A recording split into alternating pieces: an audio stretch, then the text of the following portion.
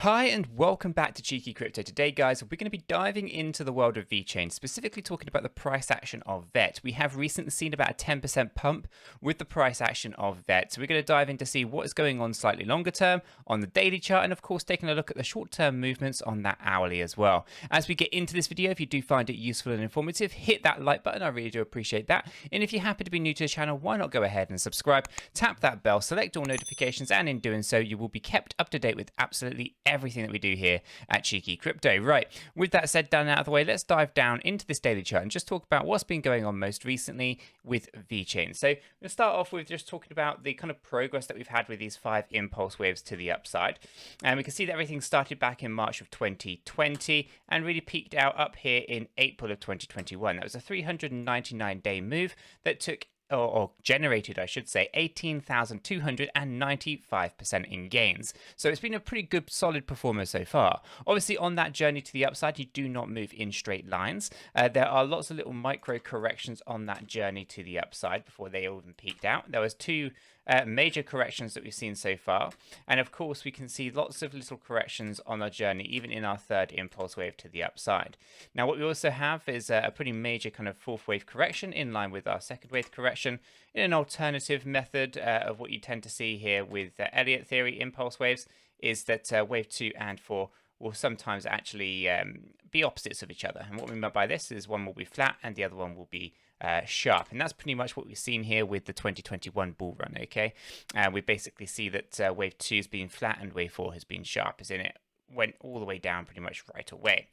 So overall, we've had a couple of months of kind of going down a little bit. We had a good run to the upside here, coming up to some key areas, getting rejected from these areas with Bitcoin FUD and manipulation, bringing us down to some lower areas. Now, we had a rally, as I said, most recently, that has seen us move up by 10%, but I do think this is a bit of a short-lived, and I do expect to see a pullback in the next kind of few hours or so. So before I get into that kind of smaller time frame stuff, I am going to go into what I'm looking at and what I'm seeing on here for Vechain, right? Because there is a cup and handle, like we have said for many of these other altcoins as well, that is forming. And as a result, this cup and handle could see us moving up significantly, right? So if we actually go ahead and grab our fib and we go put that on here, it puts us just short of our area here, right? And this area puts us in just above the 702 and just below the 786, right? So when we're talking about a rally and moving up to the upside in October, then we should be thinking and considering moving up to these key areas just here. Okay, so what we're looking for is basically to just pull out a little bit more and wipe out some of that kind of stuff that's been going on recently, just kind of natural correction. I'll get into that in a moment. And then we'll be looking to surge up in the October here to try to come up to these areas, these key areas. This is where the main battle actually occurs, right? And once we're above the 786, a big bull signal that will take us much higher, okay? So the journey to $1 is paved by many obstacles. We've got a bit of work ahead until we get above this area, okay? But it does look good from a cup and handle perspective here that we could see a surge to this area, right, to this 702 and 786. This 786 area would be 23.1 cent, okay? So that's where we're looking at, trying to find that next surge, that next big surge like we saw over here. Now, it wouldn't be a straight line. It's not a straight line up there. It would be paved with kind of some kind of corrections on that route. And then we'll look for a slightly deeper pullback when we get there, and then we'll surge up above it. That's kind of the expectations that I have for this run on the slightly longer term. Obviously, when we talk about going slightly longer than that, we are talking about $1. That comes in the 5th wave at the completion of the bull run. We anticipate by the end of the year, but it's usually quite difficult to get the timing right. So it could be the beginning of 2022. But overall, we've got 42 cent, 64 cent, 87 and $1.01. Okay, those are the areas of the fib based on the current performance. Okay, so taking the high of wave 3, the current performance there of wave 3, and the low of wave 4. Okay, so all of that correction move, that corrective move, has plotted out that $1 range. Now, obviously, different analysts will obviously have different methods of charting out their predictions and things like that, and where they think they're going. But for me, I like to use the fib. It's a nice way to kind of plot out where we see the impulse wave kind of going. And obviously, we have to apply the rules of Elliott theory as well, making sure that we don't overextend that 5th wave either.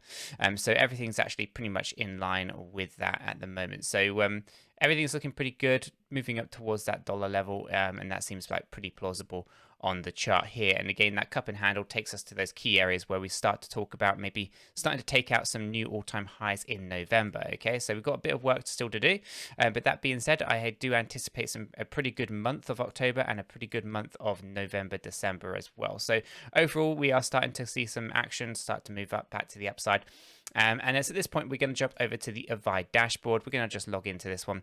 It keeps logging me out, which is a little bit frustrating, but we're going to take a look at Vechain, right? We have a B3 rating overall, but there are a few things that are concerning us on the Vechain chart here. So on this underlying data, for those who do not know, 𝗖𝗢𝗠𝗪𝗏 uses artificial intelligence machine learning to help give us the underlying value of a cryptocurrency.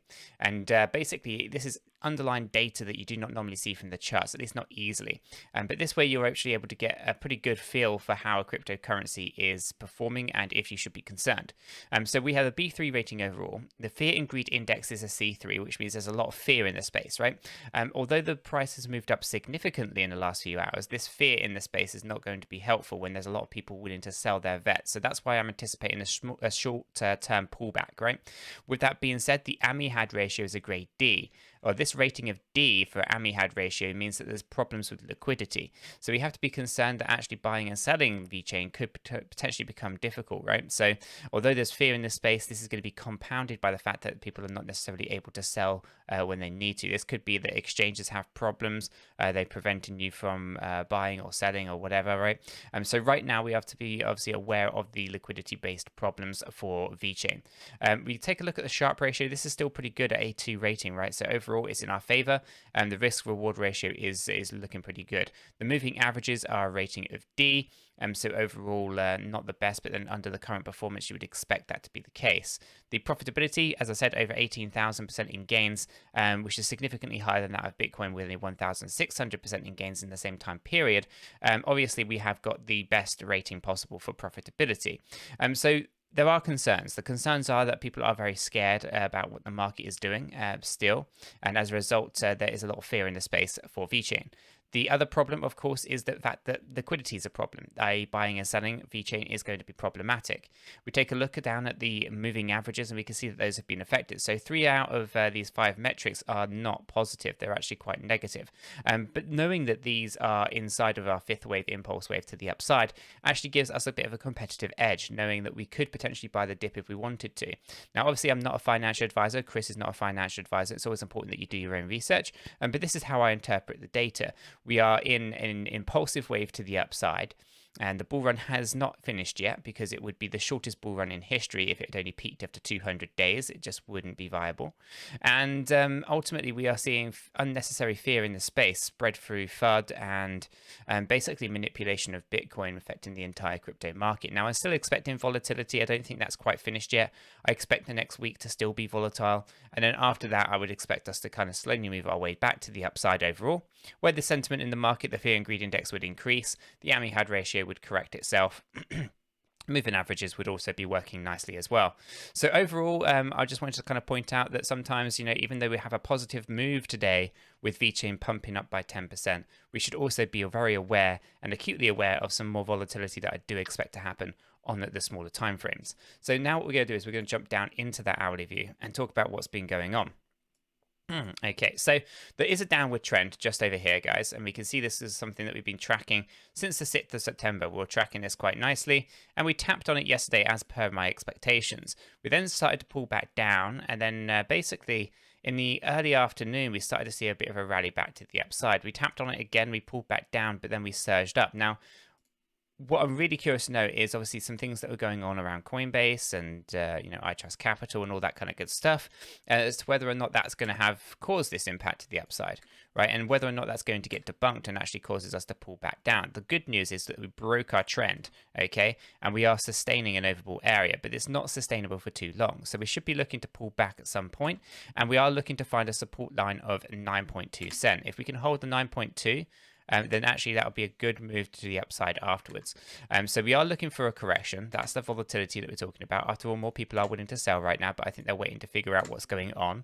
And once that kind of happens, we'll see hopefully a good support area here, where a good rally to the upside overall, where we go above our 9.8 cent area, and above 10 cent overall. Okay, so road to recovery is there, but it is a slow one. It's something that we're going to see over a period of time. We are looking to see this momentum completely wiped out, and it can be happening very quickly, and it could be no price damaging whatsoever and just move straight on up. Right, but if we throw the volumes on here, we can take a look. We can see there's a good amount of volume. It isn't a huge spike with volume to the upside, but it's a nice steady amount of volume. Little amounts of selling involved at the moment. So if that continues and we do see a nice steady increase in purchasing, then it'll continue. But ultimately, we want to see the volume drop down whilst we try to lower our stochastic RSI, bring that back down to the low side, and bring us down to a support level, right? And there's a couple here that are interesting. There's one that I think is too close to call, but would be 9.7 cent. And otherwise, I do think we are likely to fall to 9.2. Okay, so it's all really to see how today plays out. I do expect it to be a red day overall, unless something amazing does happen and Coinbase come out and say, yes, we are absolutely going to be supporting Vechain. And if that is the case, then the expectation would be that we would basically stay overbought up here and the volumes would increase, okay? If, however, that doesn't happen, the expectation should be that we're looking to pull back to 9.2 cent, and then from 9.2, look to try to go and rally above 10 cent overall. So it's good to see that the downward trend has been broken, but I do expect a pullback to occur after such a run that we've had recently. And I think Vechain has a very bright future ahead of it. It's a bit of one of those ones that has had a deeper correction, and it does need to work its way back up. But now we're out of September, we're finishing the handle of our cup and handle pattern. We should be looking to target those key areas during this month of October and start to see some pretty good price action in November as well. Guys, I'm going to leave it there, but hopefully you have found this video useful and informative. If you have, hit that like button. I really do appreciate that. If you happen to be new to the channel, why not go ahead and subscribe, tap that bell, select all notifications, and in doing so, you will be kept up to date with absolutely everything that we do here at Cheeky Crypto. With this said, done, and out of the way, I hope everyone has a fantastic day, and I'll catch you all in the next one.